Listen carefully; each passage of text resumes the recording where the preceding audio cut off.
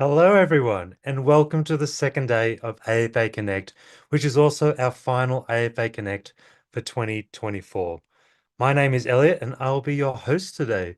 I'm also the lead coordinator of the AfA Sanctuaries and Rescue Centres Coalition and the new Combating Wildlife Trafficking Working Group. It's great to see you all here today, and on behalf of the team at AfA and all of today's speakers, thank you for joining us as we connect on the issues affecting animals across Asia and unite to learn from each other. To start today's event, I wish to take a moment to cover some important housekeeping points. First and foremost, this event is being live streamed on YouTube. All sessions will be available in the coming days on our YouTube page for you to watch again and to share with your peers. We will also email all our registrants links to these sessions when they are processed and uploaded, and we'll also post them across our social media. Please make sure to switch off your camera and microphone. Some of those joining us will be from areas with limited or unreliable internet access, so please keep cameras off so we can improve their streaming experience. For those joining via Zoom, if you want to enable auto captions, which is an auto translation feature, click More at the bottom of your screen and then click on Captions and set your language to the language that you wish to be translated into captions that will appear at the bottom of your screen. We also request that you change your name on Zoom to match the name that you registered with. If you have any questions, please place them in the chat box here on Zoom or on YouTube if you're viewing from there. And these will be collated by the AfA staff members and we'll address as many of them as possible during each session. Now, quickly, I'd like to take a moment to tell you a little bit more about us. The Asia for Animals Coalition is not only the largest animal advocacy and protection network in Asia, but by membership, we are also the largest animal protection network in the world. AfA is currently composed of 27 core members representing a diverse array of animal protection and advocacy organizations. In addition to these, we have more than 350 member organizations in our free to join network. At AfA, we are a team of 19 dedicated members across 6 countries, all dedicated to helping organizations help wildlife or help animals.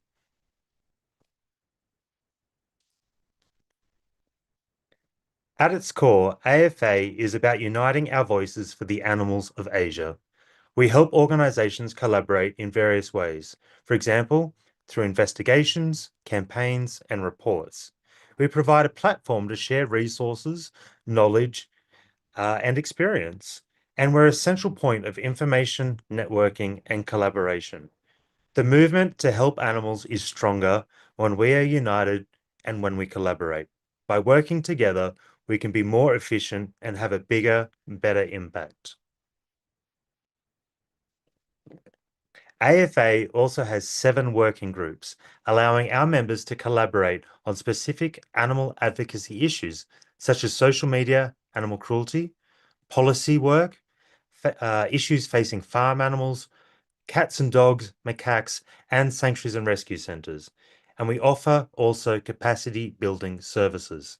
You can learn more about our working groups from our website. Now, on to today's proceedings. The theme of this November series is Communication Matters, a united movement. Our guest speakers will share communication techniques and strategies within the movement and how communication affects everything we do.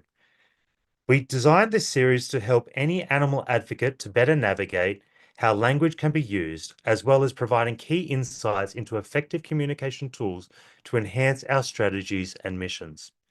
Today will consist of 2 sets of concurrent sessions. First, in the main room, which is where we all are now, our Dog and Cat Coalition will present a session on the danger of sensationalism and misinformation. At the same time, in the breakout room, the Macaque Coalition will be looking at building bridges, collaborating with industries and other stakeholders to protect macaques. After the break, we will have a single session. Staying in the main room, we will have the Farm Animal Coalition catalyzing an interesting conversation. Veganism and abolition versus animal welfare advocacy. Are they too different to coexist? If you're wondering how to move between rooms, you'll find the breakout room button at the bottom of your screen. If you do not see it, you may need to click the three dots for more on the right-hand side, and then click Join Breakout Room 1. If you have any issues moving from the main room to the breakout room, please message in the chat and one of our amazing AFA team members will help you move to the correct room. So as we begin today's sessions, please now navigate to the session you wish to join. So stay here in this main room to hear from our Dog and Cat Coalition on the dangers of sensationalism and misinformation, or move to the breakout room following the steps on screen to join the Macaque Coalition session, Building Bridges, collaborating with industries and other stakeholders to protect macaques. So we'll give you now a few moments to navigate to which session you wish to be part of.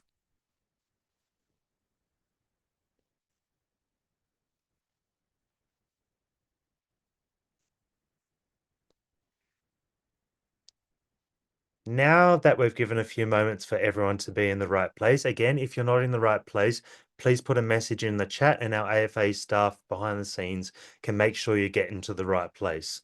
But now that most of you should have moved, I would love to hand this session over to the amazing Chica, who is the lead coordinator of the Dog and Cat Coalition. So Chica, up to you. Thank you, Elliot, for the amazing introduction. Hello, everyone. Good morning or good afternoon. If this is the start of your day, then I hope this will be a good way to start your day. So, my name is Khalisya, and I'm the lead coordinator of the Dog and Cat Coalition. I will be the moderator for this session, and today we will talk about how sensationalism and misinformation in animal protection can lead to misguided actions and cancel out positive impacts, and how important it is to promote critical thinking and fact checking in order to become responsible sources of information. Next.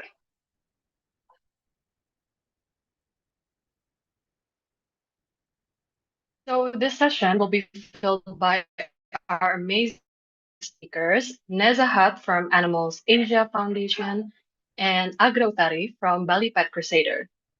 Next.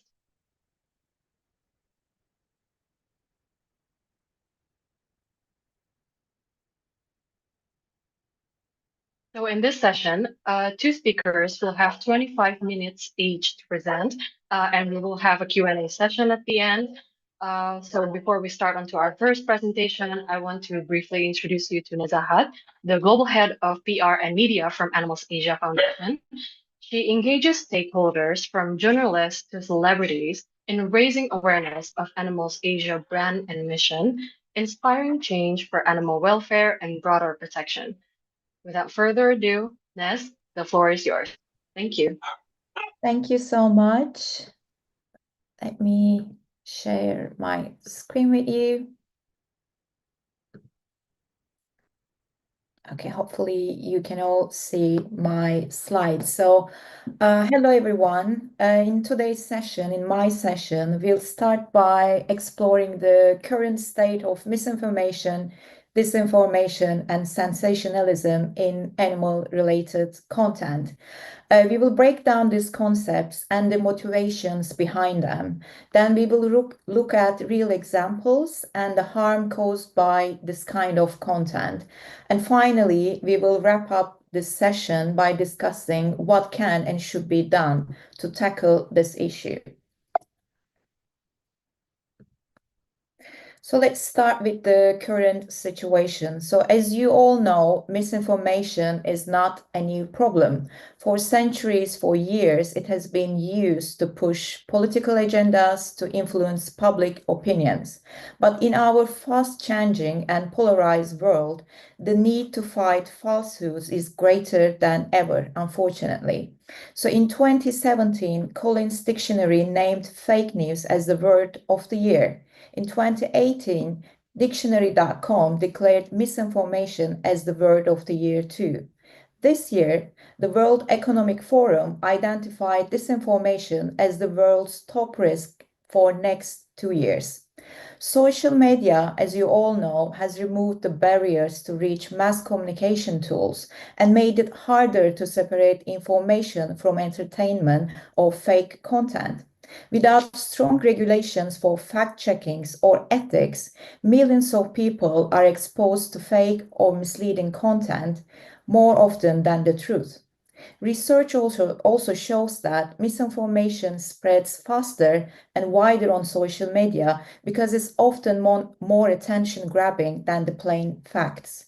One study looked at false news shared on Twitter from 2006 and 2017. The top 1% of false stories reach up to 100,000 people, while true stories rarely reach more than 1,000. These false stories also spread faster than the truth as they seemed more interesting to reshare. So let's start with the definitions because given the urgency of the situation, it's really clear we need to fight collectively for the truth.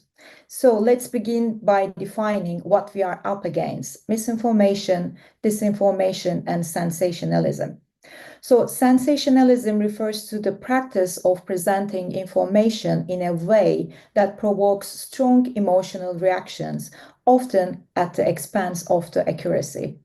Misinformation is false, deceptive, misleading, or manipulated information not disseminated with the intention to deceive.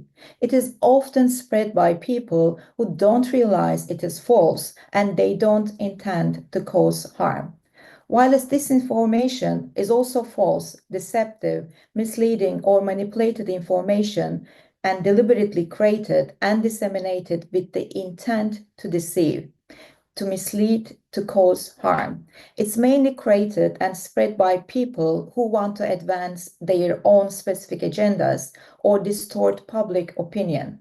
Meanwhile, others who reshare it, they might not realize the harm or damage it can cause. So another important point we need to understand is the motivation behind spreading this kind of content. The British government's communication service lists motives for spreading disinformation, misinformation as follows. So sometimes people spread this kind of information or content because they genuinely believe it or they want it to be true. So the example thoughts of these people can be, I am inclined to support any statements that resonate with my beliefs. This happens a lot in the political current affairs area. They can also think like, our objectives are so important that bending the rules doesn't matter. Sometimes they believe it's the best way for their voices to be heard. So the example thoughts can be, I blame this social group for my problems and I want to damage them.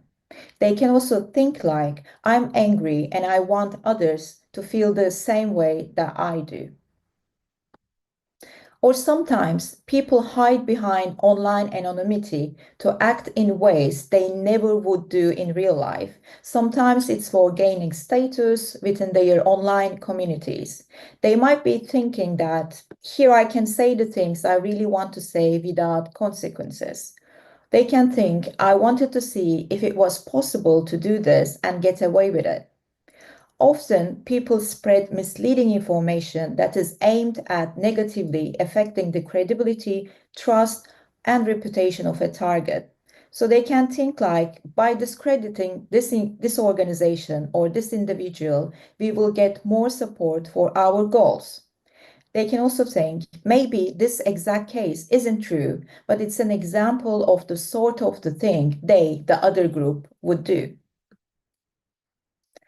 Sometimes people think their intent is to contribute to existing tensions by aggravating them. Thereby, they erode the middle ground. So they can think as there are only two sides in this debate, and you must choose one or the other. I will use any means available to prove my point and disapprove yours. And sometimes, which is most of the cases, this is the case, and sometimes people spread misleading or manipulating information because they can just make money from it. So they think, click on these links that seem to align with your views, and I will sell your data, I will generate some ad revenue, and I try to steal your passwords or other important information. I'm an influencer for hire. For a fee, I will support your cause using all methods available. So among all the subjects that have been widely used to spread misinformation and create sensation, unfortunately, animals are popular subjects as they evoke strong emotional reactions from people. So if a content creator aims for quick hits, high engagement, and viral content on social media or in the press, animals are, again, unfortunately, a very easy way to achieve that. So let's go with the examples of this kind of harmful content and information. So during the COVID-19 pandemic in India, misleading claims about bats were spreading the virus led to growing public pressure on authorities to cut down the trees where bats lived and to kill any bats they encountered.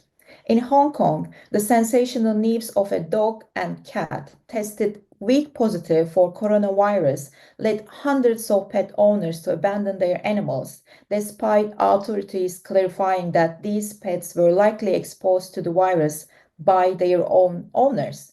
They also said some types of coronaviruses infect cats and dogs, but they don't infect humans. But because of these sensational media reports, many pets suffered or died after being abandoned. Another harmful case of sensationalism recently occurred in my home country, Turkey. Selective media coverage and social media posts about stray dogs attacking people created the perception that all these dogs were an immediate danger to the public. This led to the government passing a controversial law which permits the euthanasia of some stray animals to reduce their numbers. And unfortunately, as a result, local authorities and even some individuals, they began uncontrolled mass killings of dogs. And even wildlife documentary makers who should understand the risks to wildlife and with a mission to promote animal protection, they are not exempt from guilt.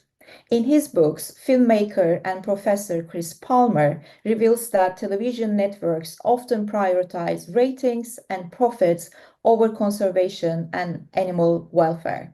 He exposes how sensationalism, fabrication, and even animal abuse are sometimes used to create more dramatic money shots for even prominent networks like Animal Planet, Discovery, National Geographic, and the History Channel. Even animal-related information that doesn't pose an immediate threat to animals can be harmful for us humans. It adds to the noise that blocks access to real, reliable information and can shape long-term mindset and attitudes. When people start thinking, what's the harm of this if it just makes us happy? This sends a message that accuracy, truth, and objectivity aren't as important as they should be. But where do we draw the line? That mindset can be very dangerous. So, actions and solutions, what can be done? First of all, it's important to get people in a mindset to consume information critically and not get manipulated. So, what the public can do? They can start with improving their media literacy. Every day, we all are flooded with news and content across multiple platforms. It's crucial to develop the habit of verifying sources, questioning extreme or unlikely claims, and seeking additional context, especially before sharing, engaging with, or acting on animal stories and content we consume. Media literacy equips audiences with the skills to critically evaluate content for their accuracy and credibility. There are various online courses to educate ourselves on media literacy. There are also many free and very easy to use tools to help detect misleading or manipulated content. Even a simple internet search can often help in verification. For instance, you can use Google reverse image search to check if a photo has been altered or resourced from somewhere else. Additionally, fact-checking platforms like Snopes, PolitiFacts, Climate Feedback, and AFP Fact Check can do much of the fact checking for you, rounding out your understanding. You can also be a critical thinker. Another essential step is to pause and critically assess your feelings and thoughts about a piece of content. If a story seems too perfect, if a creator consistently rescues animals just at the right moment, or if the story relies heavily on shock value, stop and ask. Could this be true? What might this media platform or this content creator gain from this? Consider whether there might be conflicts of interest or financial incentives behind the stories. Know your resources. So you should also identify reliable sources. A good rule of thumb is to familiarize yourself with credible organizations, media platforms, and experts in this area. Look for organizations with a proven track record in animal protection and rescue, transparent finances, and strong ethics, and they are often registered in multiple countries. For instance, every organization within the Asia for Animals Coalition is a trustworthy source for fact-checking, social media engagement, and responsible donations. And I think one of the most important steps we can all take is taking action with our voice and attention. So if broadcasters and content creators are producing content to profit by manipulating their audiences, which is us, so that means it's also up to us to push back. Report misleading or harmful content on social media and demand accountability from platforms that fail to address it. Share your critiques publicly and consider joining or forming advocacy groups to amplify your voice.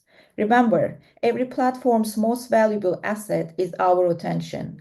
So choose carefully where you invest it and insist on responsible practices from platforms that fall short. So what can organizations, NGOs, and communications professionals in our field can do?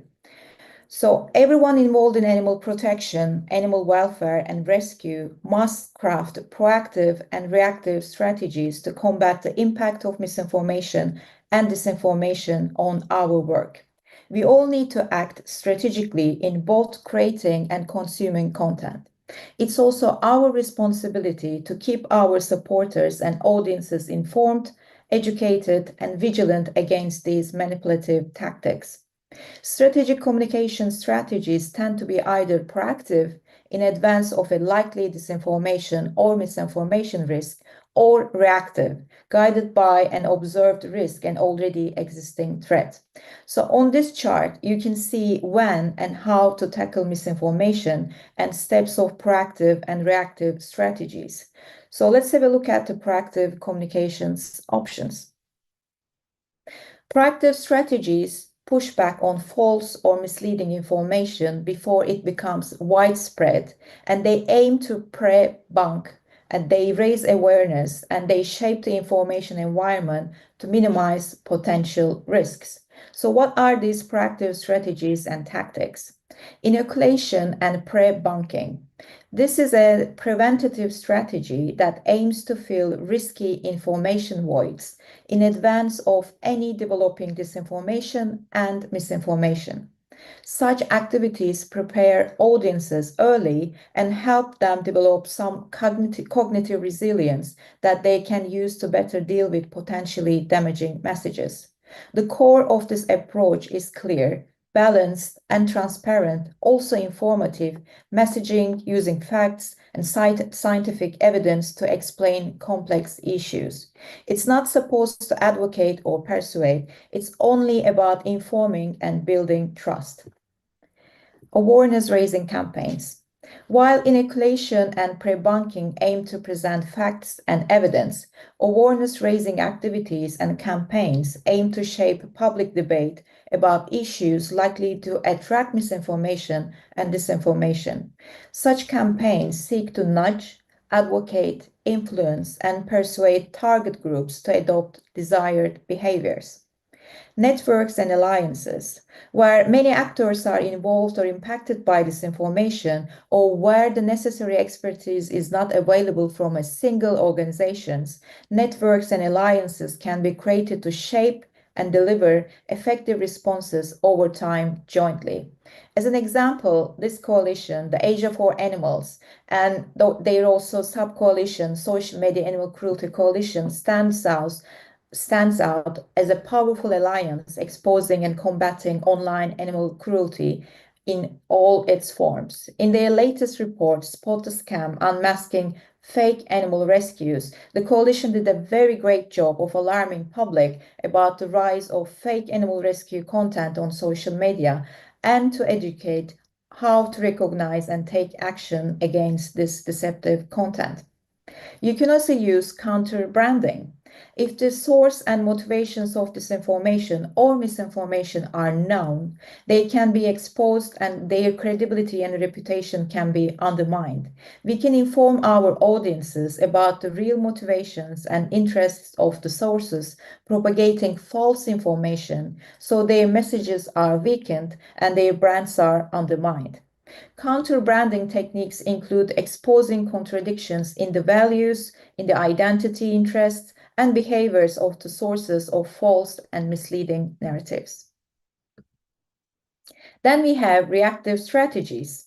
Reactive communications focuses on addressing and correcting false or misleading information that has already spread widely. The goal is to empower the public with accurate information to help them make informed choices. These strategies are crafted to neutralize harmful narratives or actors by debunking misinformation, countering false claims, and restoring clarity in the information landscape. Debunking. When false or manipulated information is circulating already, use debunking methods by asserting the truth and counteract the impact of false information. One of the simple ways of constructing debunking messages is the truth sandwich. So you start with the fact, you lead with the truth. Then the myth, point to false information which is already circulating there. Then explain fallacy, why this is false. Then end your message with the fact again, state the truth again. Counter-narrative.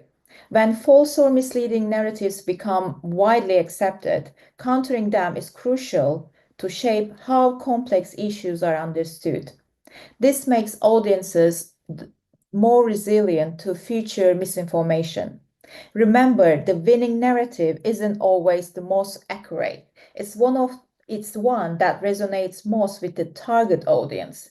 So here are the tactics you can use to counter misinformation. You can focus on asserting your preferred narratives and ensure consistency across all your own platforms. You can use debunking where appropriate. You can tell your story using evidence to support core elements. You can tell their story in your way. So you can learn more about all these tactics and even more, and tools also, in the UK government's communication services website in their Resist to Counter Information Toolkit. And if you're interested, here are the resources I use for this presentation. Thank you so much for listening to me. Thank you so much, Naz. Okay, so I'm going to welcome our second speaker for the session, but before she comes, I want to briefly introduce her as well. So our second speaker, Agra, is the founder of Yayasan Sefa Buana and collaborates with Bali Pet Crusader to change animal welfare through education and spay and neuter programs for stray animals in Bali. So Agra manages social media, fundraising, events, and education for both NGOs full time. So please welcome Agra Utari. Thank you so much, Chicha, for the opportunity. Hi, guys. Very nice to meet you all. Today, we are going to talk about the danger of misinformation and sensationalism. Let me share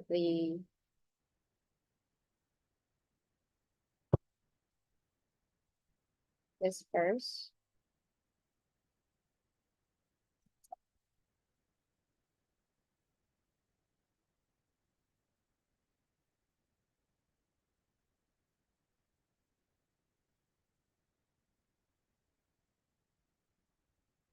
So, thank you so much, Nez, for the very informative presentation. I also learned a lot from it.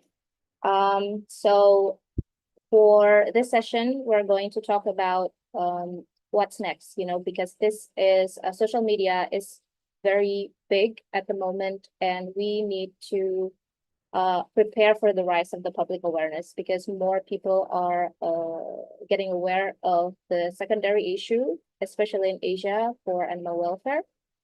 So we need to prepare what's next, how to, which leads to later for the importance in critical thinking and media literacy. A little bit about myself. I work in a sister organization, Bali Pet Crusaders and Seva Buana. We are based in Bali. We focus on spay neuter program. We do a mobile spay neuter program from village to village for free, and also education program. We are going to talk first about media as a social control. For a long time, media has been used as a social control, which means it's a source of information, usually utilized by the powerful to, by the ruler to give information, to give news. It's usually coming from a mainstream media. And which is pretty much a one-way exchange because the community is receiving the information with almost no time to react immediately. And they are often used by the people of power to send a message across. So they are highly curated and controlled. So they will control which news that are going out and viewed by the public. But after that, few years back, the social media enters the chat. So it is now the table has turned because it started from a platform to mingle to a platform where everyone can be the main character in their own digital narrative. So it could be as pointless as the latest pimple of a celebrity to a super important issue, such as what we are doing at the moment. It's about animal welfare or animal rights. So why it has a very significant shift? It's because social media has its ability to facilitate instantaneous feedback. We can almost react immediately to a post, to a content. So it offers a space for positive engagement and awareness raising, which is very beneficial for us as an organization to share awareness. So more people know about us, but it also, social media also democratize who gets to have a voice, allowing anyone, basically anyone with internet connection to share their thoughts and opinions. But also it gives, it creates a polarization towards an issue. But this actually very beneficial for us, just like what I said, as an NGO, as an organization who have a mission, who have a cause, because of this social media, we could create more traction for public drive.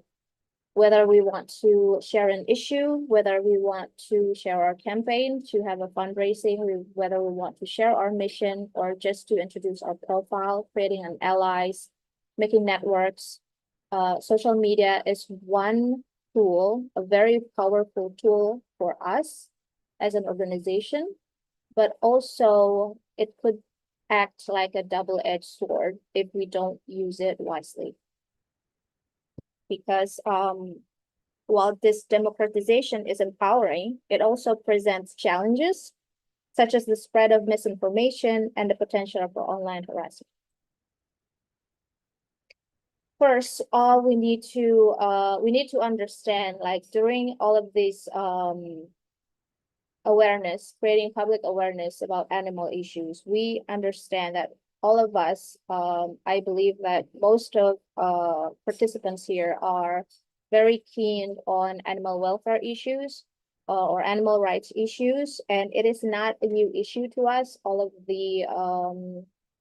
the values that we strongly hold on, but it is quite new for more than half of the population of the world. So social media really revolutionized the way marginalized issues such as animal rights and welfare gain visibility and support. And traditionally, these topics might not have received the attention they deserve in mainstream media, but platforms like Twitter, Instagram, Facebook have created new avenues for advocacy. So this is where animal rights welfare movement got its traction for public drive. So it is a very powerful tool. But since that we finally can reach global audience instantly, we don't have to, all we need to do is just click share or click post, and then it's just spread all around the world. So we need to consider the two big groups that will emerge from this situation. So they are the keyboard warrior and the whistleblower. So I want to differentiate these two so that this can be something that can be considered for NGO and also for the public itself. So the keyboard warrior will embody the spirit of online activism. So engage in debates and arguments and very provocative. They captures attention and promotes engagements. So it's usually they really believe in what they're saying. So their post can be a double-edged sword. While they have the power to galvanize support and raise awareness, which is important as an NGO about pressing issues, they can also contribute to a very toxic online environment filled with outrage. So the sensationalism that this keyboard warrior employ, so often relying on provocative headlines, emotionally charged language, but this keyboard warrior can effectively capture attention and encourage engagement. While the whistleblower represent a different facet of this online dynamic, while these individuals often prioritize transparency, accountability, exposing truth that could actually counter the keyboard warrior itself, and their revelation can evoke a wide range of emotional reaction from audience. So they are very courageous with data, and they initiate conversation, but still in line with ethics and integrity, and it's a reliable source because usually the whistleblower is the one who is doing it first because they're witnessing it firsthand.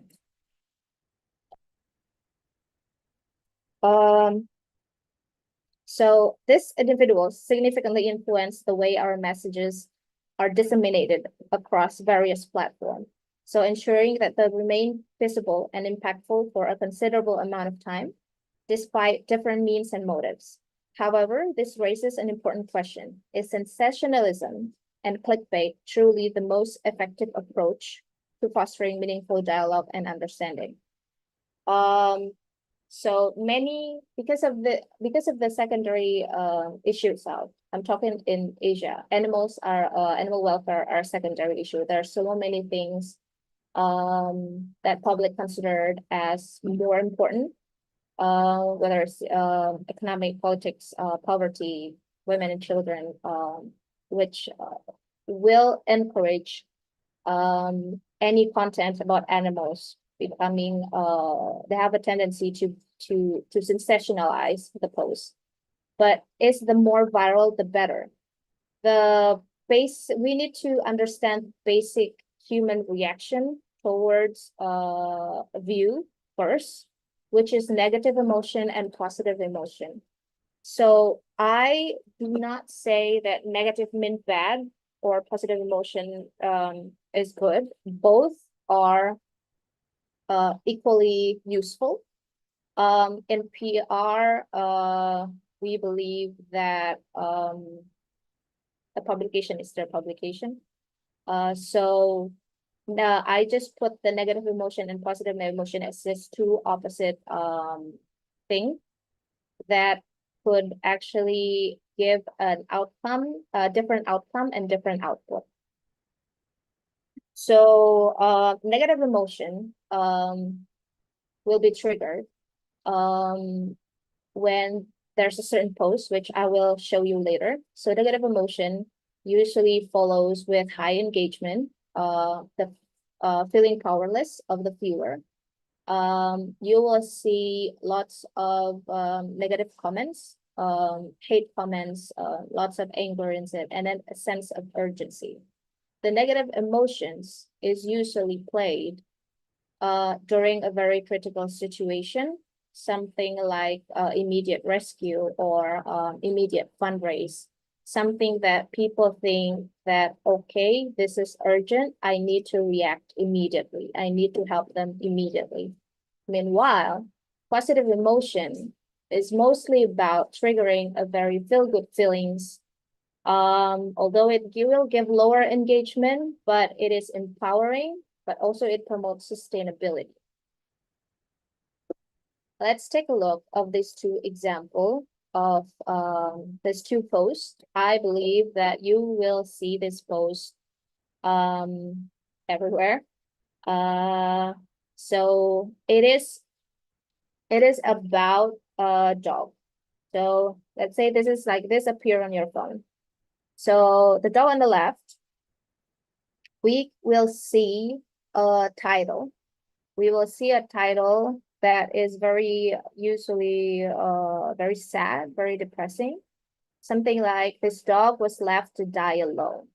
So this clickbait will ask you to click immediately about what's happening to the dog that's left to die alone. And usually it comes with a sad music and provoking image. The worse image, the better for this kind of post. And if you see this kind of post, what you'll see on the bottom of it, there will be followers, reaction, and shares skyrocketed, engagement blows up, and everybody tag everybody. So everybody tag everybody means that everyone's like, hey, you need to see this. This is so bad. Or there's just a lot of anger towards the person who's allegedly doing this to the dog. A praise as well to the NGO, and etc. etc. And then let's take a look on the right. If you see, let's say that this is a same dog, but the different, but they trigger a different emotion. So if you see the title, it's called Zelda's first zoomies after being rescued. So this is a solution that they provided, and they want to give that to give the impression that Zelda is doing fine, the dog that is being rescued. And then there will be a video of the dog having a blast, doing zoomies and whatever. And if you see on the bottom, that will be a lower and slower reaction. So probably just a little likes, just a little love, and usually followed by higher number of shares. And if you see the comments, it's less depressing. It's just so many thank you, focusing on the NGO itself. So these two are the outcomes. So what's actually gotten instantly from a post. But then this is the output. This is something that needs to be considered by an NGO or a community or advocacy group when they are posting this, especially consistently. So the output could be, I could name two.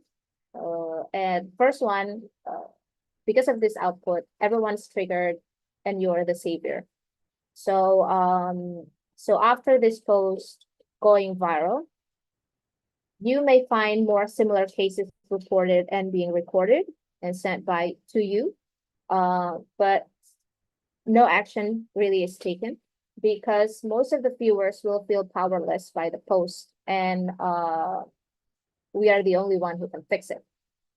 So you will be tagged. This is coming from an experience, especially in Bali, with lots of dogs and lots of communities and solo rescuers around us that we help. So most of the people will just tag the rescuer who posts last and ask them for more help because they feel powerless. Say, okay, I cannot do this. You're the only one who can do this. And the output could be sharing is backfiring. So an overwhelming number of individuals to support and countless cases to manage can create a significant stress from organization's viewpoint.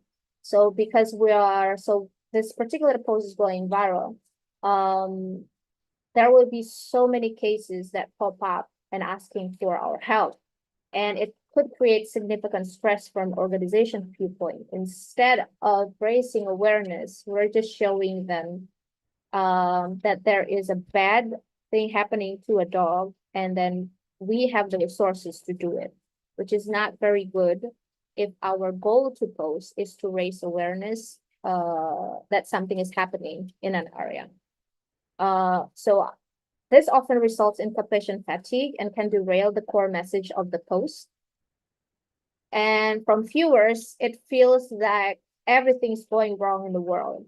So everyone is evil, and then it's just not a good way to empower people to do something about the animals.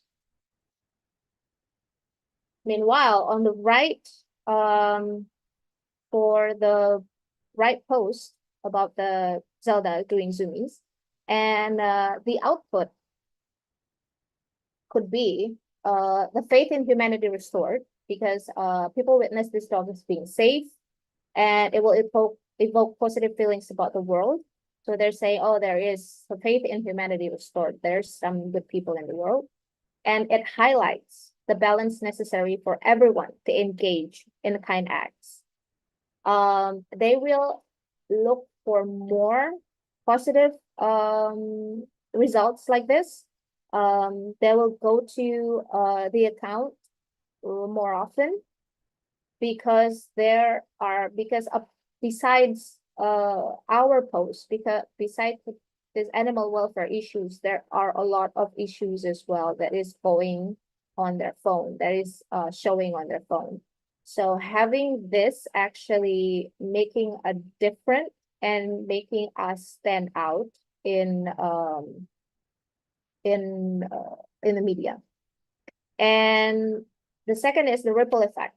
So people will feel empowered, so they can do this too. They can be a part of it. More people will share the issue, and it creates a sustainability regeneration, because one person or organization cannot do this forever. That's for sure. We need to empower younger people. We need to empower our neighbors, our families, friends, or even wider groups of people to actually do something about it. And because of this positive trigger, they feel like they can do it too.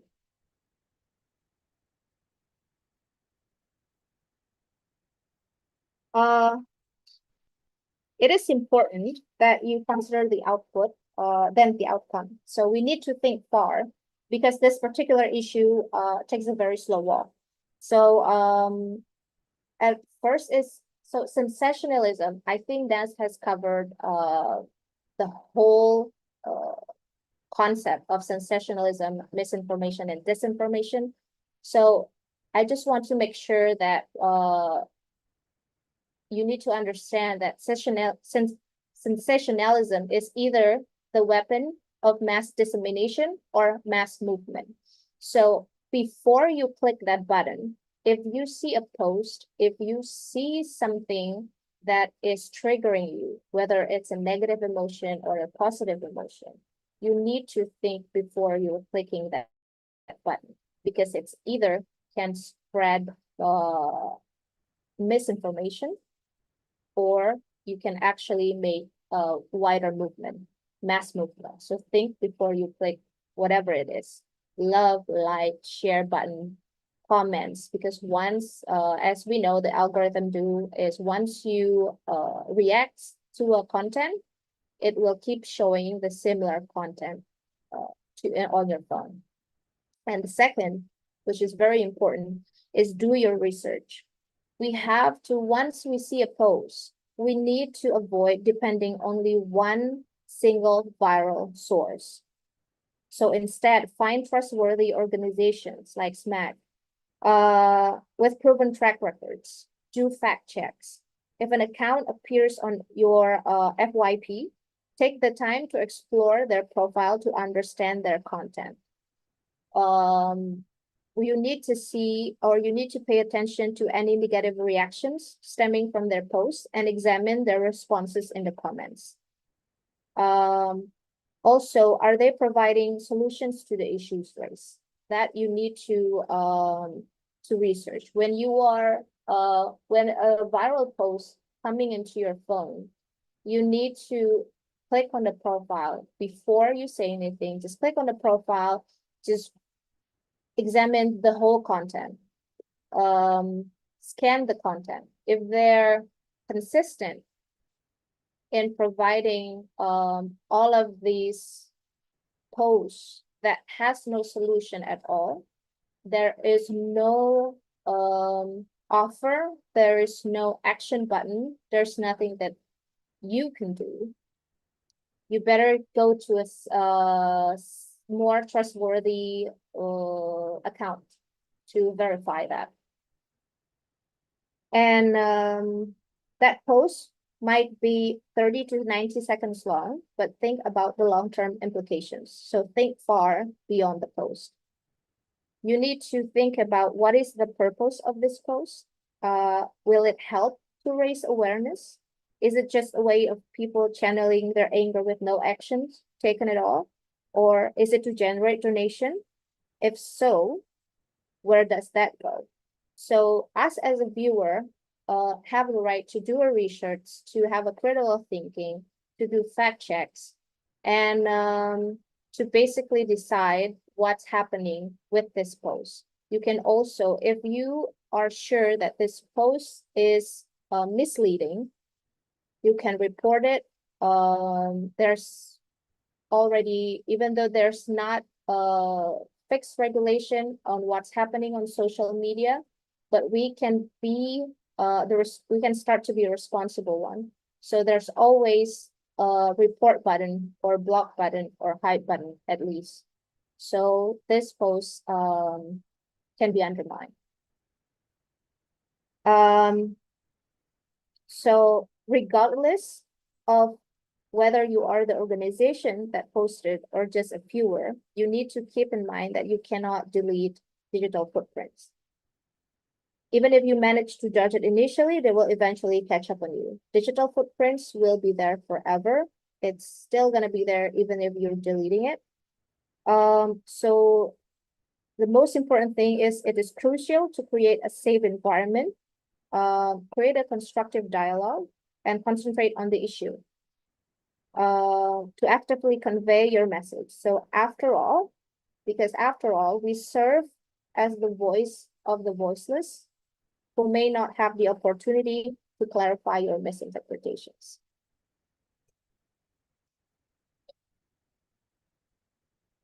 I think that's all.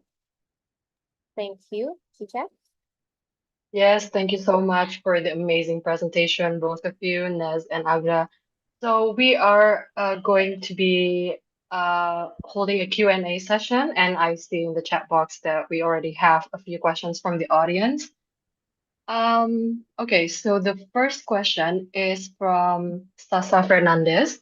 First of all, she wants to inform you that the presentation was interesting, and she wants to ask if, do you think that exposing too many sad stories or footage will affect people's emotion in a bad way? Do you think they will become desensitized to cruelty? So if Nez would like to answer first, and then Agra. Thank you. Yeah, I can start with that first. Well, I can also talk about my hands-on experience when I was a journalist. I was covering politics and current affairs, which is mostly very horrible news. There's always a tragedy or a conflict area, or like, people are really people and animals, always in very stressing situations. So yes, I do can say, even this is the reality of our world. I think for our own platforms, we need to be a little bit selective, because there's a risk of, since, everybody is kind of like exposed to current news and politics, and this is mostly negative news. So they want to use their free time, let's say, when they are scrolling on social media, or, checking on the topics like animals they're interested in. I think they would like to see a little bit more light news or happy news or positive outcomes, which all the organizations we are working for, we have great stories to share. So in one side, my journalism side always sometimes pushes me to tell the whole story, to show the impact of the organizations we work for, what kind of differences we do from that dark side of the story to with a positive outcome. But at the same time, I know people don't want to, in many cases, people really don't want to be exposed to too much negative news or sad stories or dark pictures. So I think we need to be very sensitively create our balance between positive, light-hearted stories, which I think should be more in our own platforms.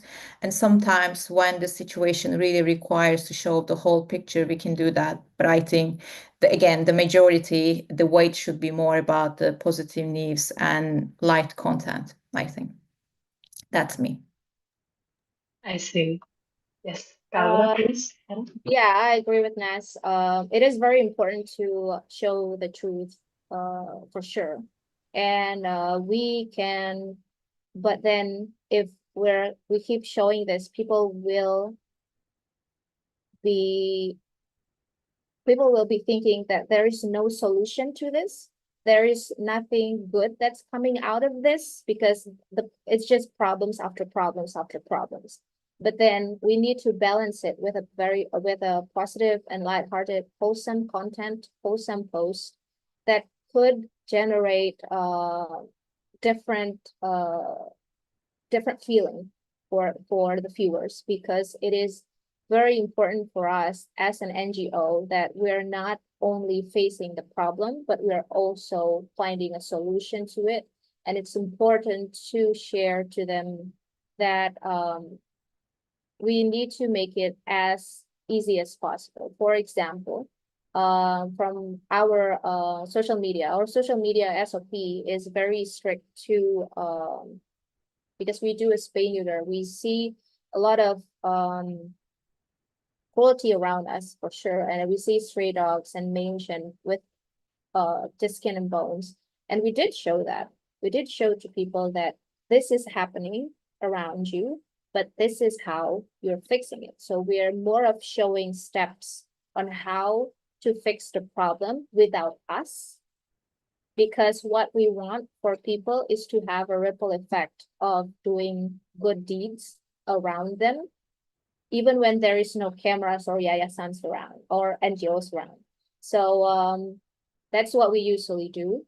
And it generates more positive environment, which is also very good for an organization mental health, because this is a long journey.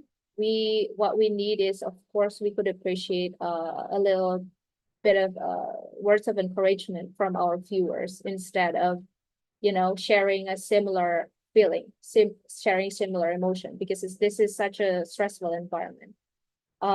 So I think balancing it out between negative and positive posts will be very important. And also because people are more tend to, some people do not appreciate the post. We usually put like a trigger warning at front of our post or content. So if they don't want to see it, they can just skip it. But at least on the caption, we can explain what's happening. So that's all for me.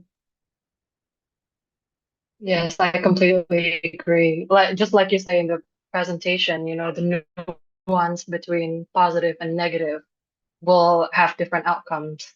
But speaking of like trigger warning in social media, Sal asked that some social media platform will ban too graphic content even though it is showing the fact. So do you think this is something good or bad? Well, social media has their own policy for sure. But think that it will reach somewhere at least.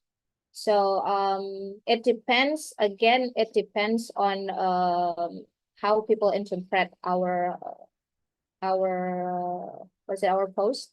Because usually what we do is that apart from the trigger warning, we usually put the covers as in black and white, which will not show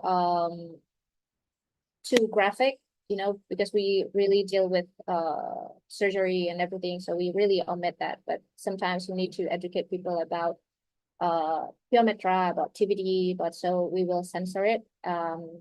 And that usually reach somewhere. Sometimes if we, as long as what we're telling is the truth, I think there will always be viewers of those, as long as as long as not everyone's reporting it and it's the fact. I think it will reach somewhere. Just believe that as long as just you need to stand your ground and then show the fact. So as long as it's the facts, you don't need to be thinking too much about whether it's going to be banned or it's already reached somewhere. So again, there's no bad publications. Thank you, Kagra. Nez, do you have anything to add? Is it good or bad if social media content is banned for being too graphic? Well, yeah, I do think so. Again, like I always say that, but as a journalist, of course, I can't be supporting censorship. But I really do think audiences don't have the tools and knowledge and, experience enough to understand or to filter those, content. Even just yesterday, I was in a seminar, which was, you had communications professionals and journalists, and even you are a professional working in this, sector, they also said sometimes we even don't know what's real, what's not, what's altered. So even professionals in this, industry, they really don't know. Sometimes they can lose the track of it.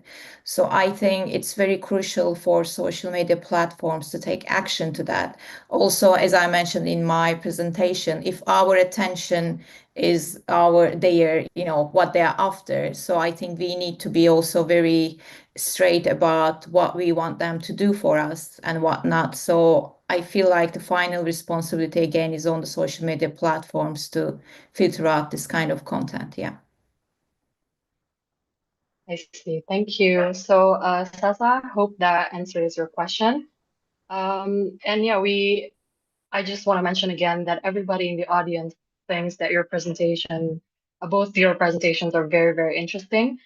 And we also have one more question from Dino from AfA. How do you monitor negative comments or interactions on your public socials?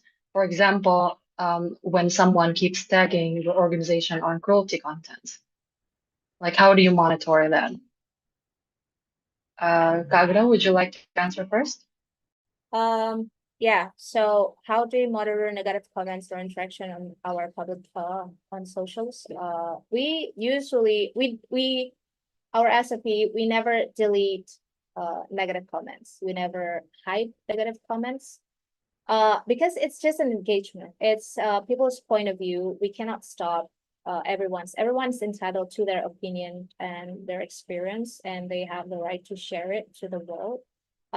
It's just we need to control our reaction to it. We usually do not engage to any nasty comments.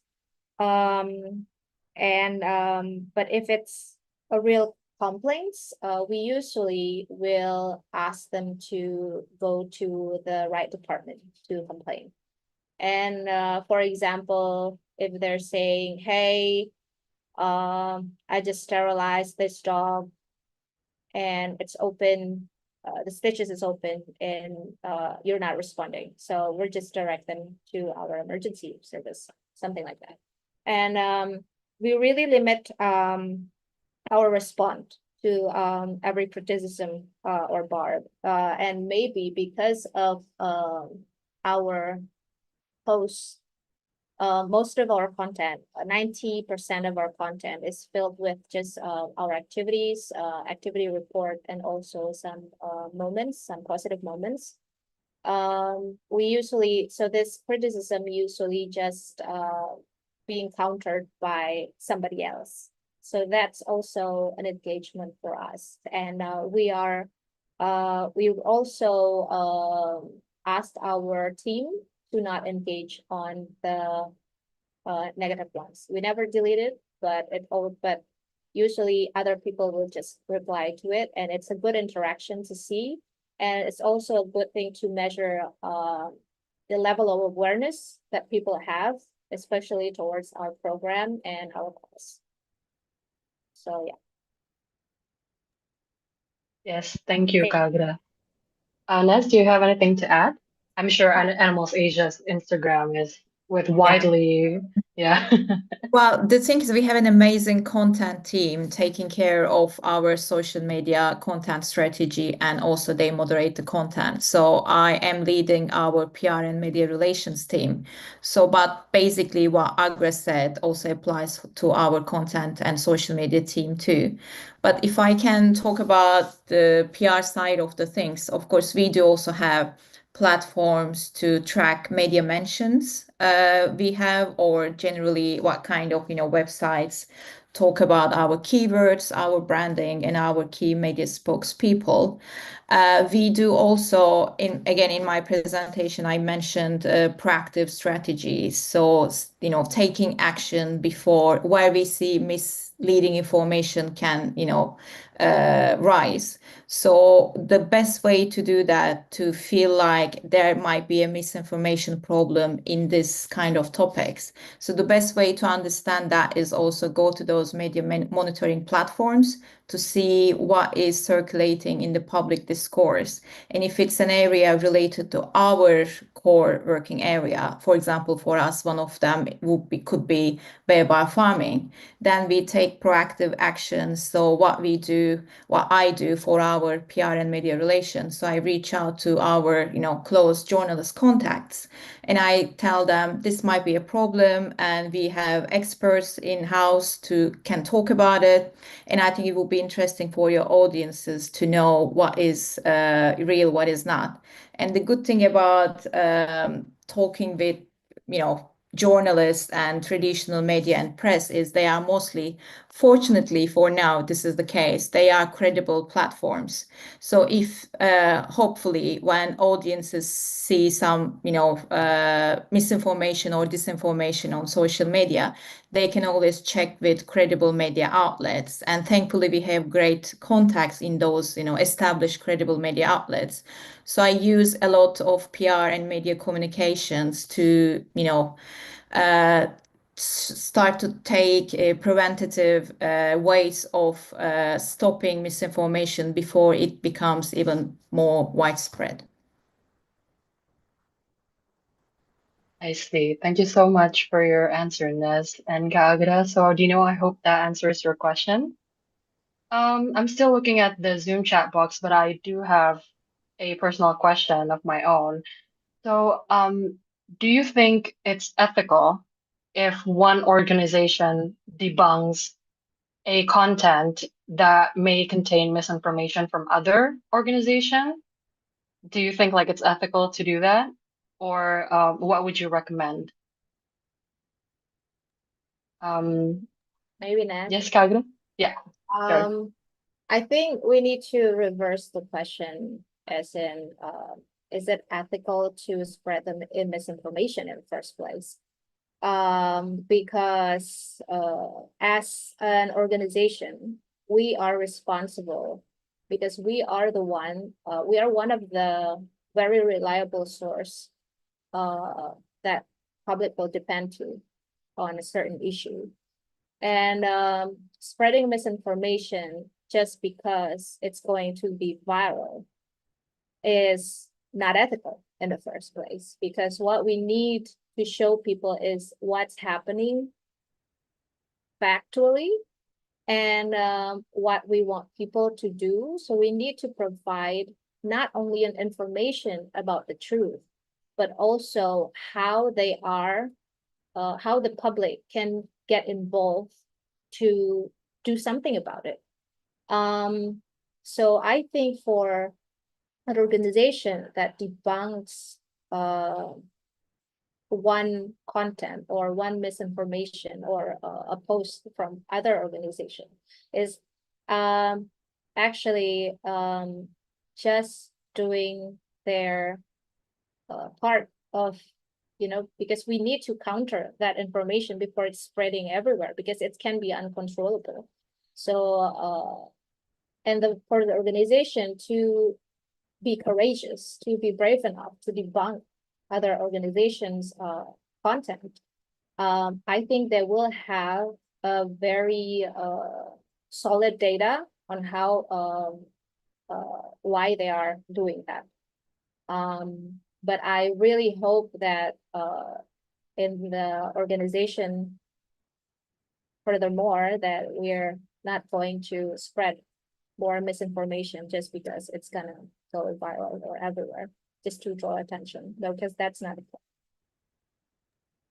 Yes, I agree. And it's only, I mean, in my case, I think what I imagine is like contents that actually came from, like, for example, like 2020, like so we like 4 years before, and now it has gone viral, and somehow it creates more and more reaction, even though it already happened like a long time ago. I think that's the kind of like context that I want to ask. But yeah, I agree. It is unethical to post misinformation.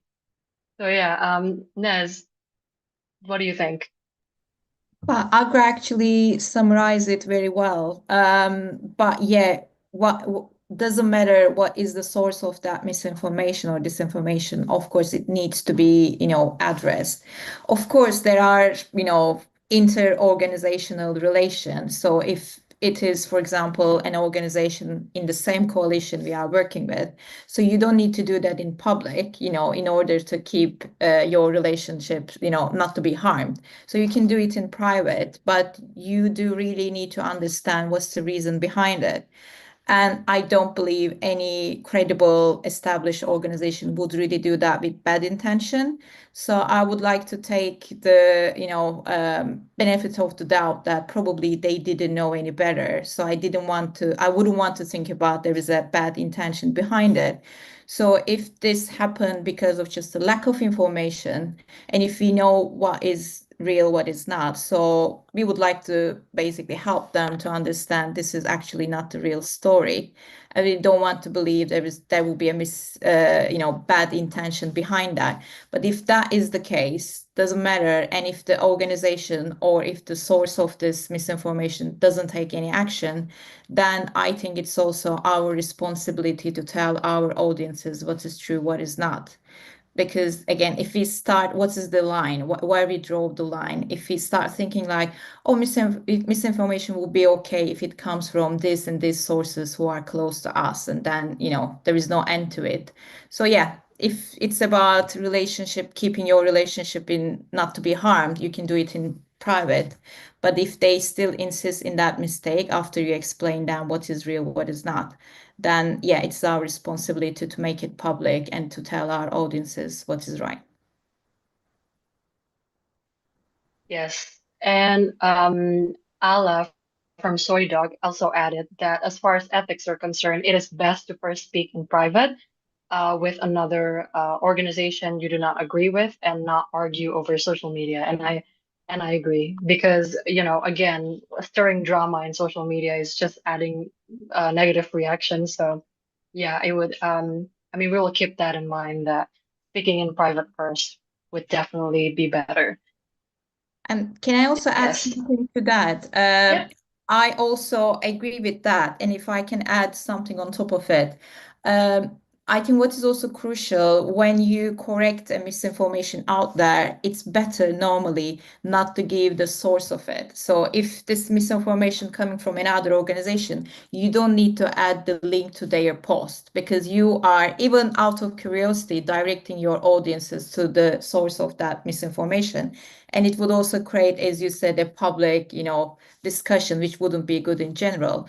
So yeah, I would do, if they don't want to change what they claimed, which is not true, then I would do the correction from my platform, but it doesn't necessarily mean that we would mention them. It's better if we don't, and we kind of like provide the link to that source. We just tell this was circulated in public, and this is the right version of the story. Yes, Yeah. I completely agree. Yes. Perhaps can I also I completely agree with to reducing banter between organizations because it's just it's never gonna end. Probably even though we're going directly to the same goal, probably it's just we have a different practice and different beliefs on how to do it. And it is important for the public to see that all of these NGOs are actually doing something for the animals instead of for each other. So for example, something that we did a couple of years back, there is a viral post about a dog being rescued in a house. And everyone's tagging us saying that please help them, please do sterilize, blah, blah, blah, blah. And then there's actually a little misinformation on that. And the organization that is, and then there's other organization creates this narrative about this island, Bali, is a very bad place and almost ban Bali to come. It's a misinformation. It's not entirely true, but then we do not address it to the NGO, to the organizations or the communities who frame that. But what we do is we keep blowing up all the positive people, all the positive posts that we are witnessing, just to counter and to counterbalance that narrative. So it's never about name and shame. It's always, if there's disinformation, we usually go to and talk about it, just finding medias, finding sources, reliable sources that could verify this. And sometimes if there's nothing that we can do after, we really want to reduce the engagement with the organization, not publicly, but privately. So, yeah. Yes, thank you so much for your addition.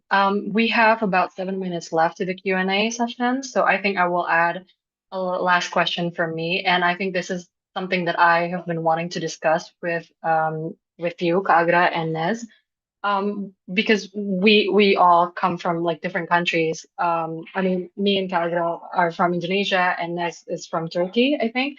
Do you think that difference of cultures can affect how people react? Like, for example, Indonesia, whenever a negative content about animals are surging into social media, we tend to share them and not do anything about it, like not providing any solution. This doesn't happen in every cases, but it is very often that it happens like that. So, like, do you think like cultural differences, like affect in how people react? Yes. Nes, you want to go Yeah. first? Yeah, I definitely agree. And I really appreciate you actually brought this to our attention. I really think, especially for whatever it's for-profit, non-profit, doesn't matter. If you are a multinational organization or brand, this is why it's so crucial to have a diverse communications team. Diversity is always, promoted as a good practice in general, but also it's an amazing and very important practice for the organization, especially in their communications team. And I do totally agree. It totally can be very, very different from what you have in one country and what you expect in another country. But again, as a very basic rule of thumb is you shouldn't based on your assumptions. If we are doing communications professionally, so if I am managing, let's say, Animals Asia's Instagram, I can't manage it, or I can't, control the comments or whatever I would like to write, depending on my own culture, because I'm Turkish. So I'm representing Animals Asia there, not me, myself.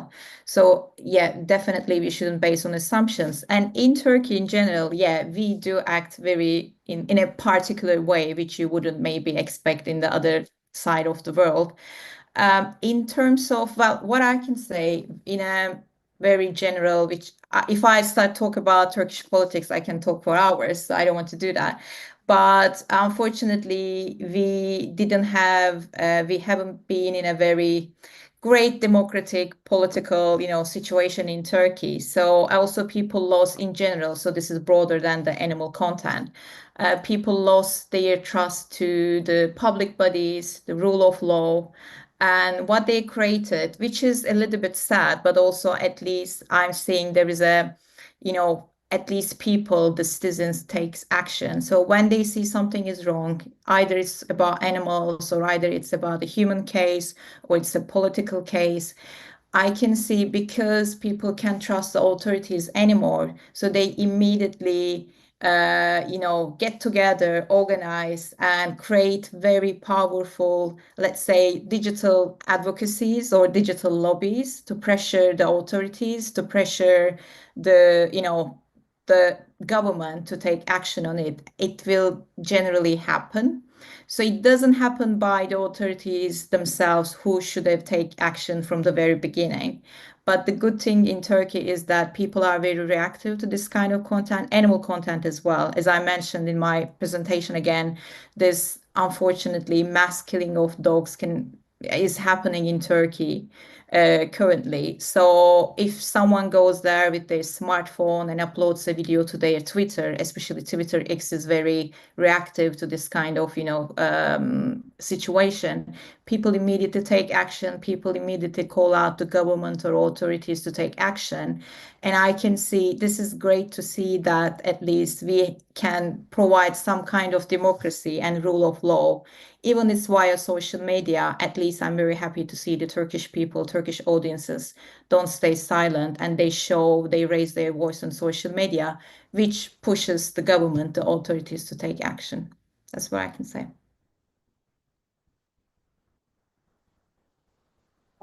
Yeah, for us, speaking on my experience in Bali and Indonesia in general, Indonesians internet users are very known with its reactive and very aggressive behavior in the internet, and it's crazy. So we really need to be careful to reply on comments, response from whatever it is that's coming from the public, because I think something that we can draw from every issue from every other countries, even though with different cultures, it's also based on public's distrust of the authorities. Therefore, there's an organization, an NGO, or a community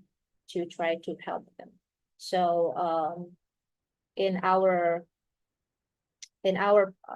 issue is that we have to be able to provide the service for the public, but also we need to be careful in curating our information so that we don't upset the authorities or banter them. Meanwhile, authorities and publics are kind of sitting in the opposite places, and we are in the middle.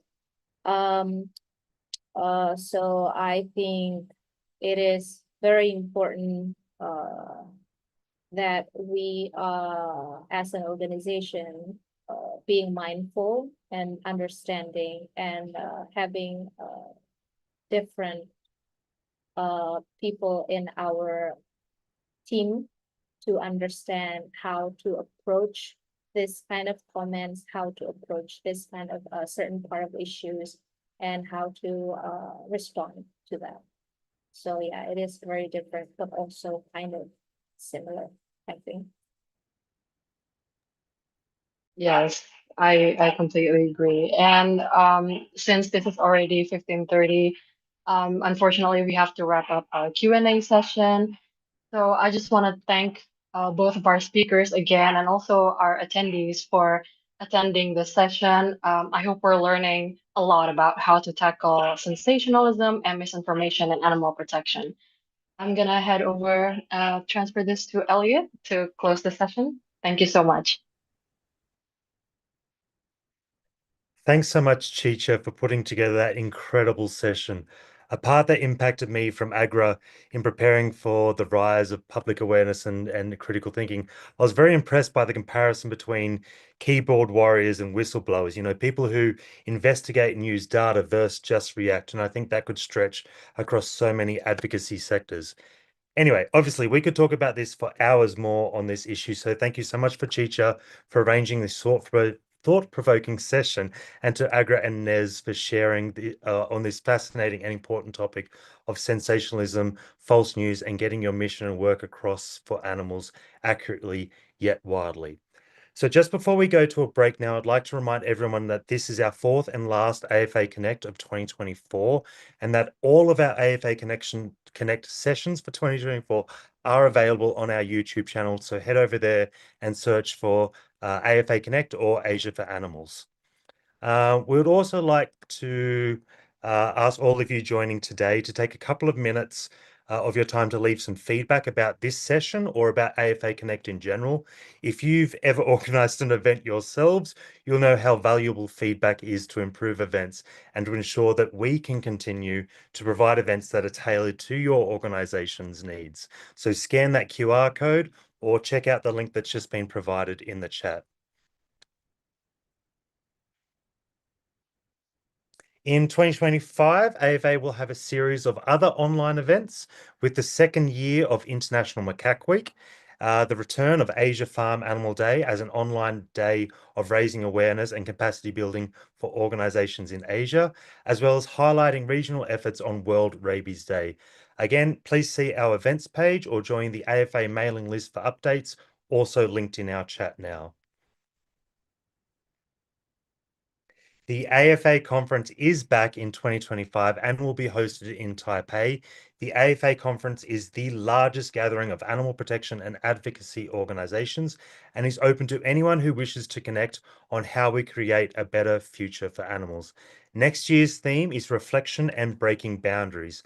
From farm animals to wildlife trafficking to animals used in labs and in entertainment, we have sessions tailored for everyone involved in the movement for animals.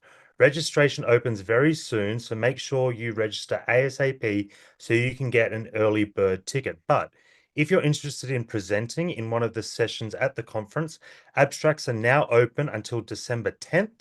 So please scan the code you can see on the screen now, or follow the links that are being placed in the chat for more information about how you can submit an abstract. The abstracts we would wish you to put in under each session are designed to be as practical workshops so they can be as tangible and useful as possible for the organizations joining on the day or joining across the conference. We jump to the next slide. Perfect. The AfA Farm Animal Coalition will also be hosting several in-person farm regional events in 2025, starting in India in February 2025, and there'll also be further regional events in Indonesia, Nepal, and Pakistan. These regional events allow organizations within a country to get together, share challenges, opportunities for collaboration, allows for a localized, united, and collaborative movement. So if you're based in any of those those countries and are interested in joining, please get in touch with us, see that events page, or ensure you're signing up to our mailing list. And finally, just as a reminder, we also have the phenomenal AfA podcast that we launched this year in 2024. If you haven't already listened, I would highly recommend checking it out.